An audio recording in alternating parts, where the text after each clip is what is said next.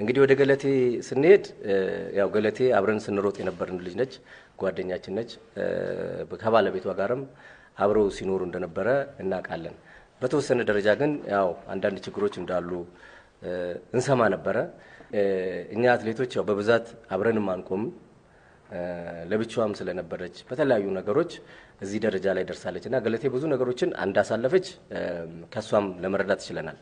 እና አሁንም ከዛ ችግር ውስጥ እንዳልወጣችና በተለያዩ መልኩ ድጋፍ እንደሚያስፈልጋት ተረድተናል። ስለዚህ እኛ እንደ ፌዴሬሽንም ከጎኗ እንዳለን እንደ አትሌትም ከጎኗ እንዳለን ለመግለጽ ያው እንወዳለን ማለት ነው።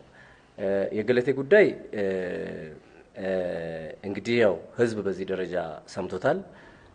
ፍትህን በተገቢው መልኩ የሞራል ግንባታንም በተገቢው መልኩ ከኛም ከኢትዮጵያ ህዝብም ታገኛለች ብለን እናስባለን። እኛ እንደ ፌዴሬሽንም እንደ ግልም ከአትሌት ገለቴ ቡርቃ ጎን ነን።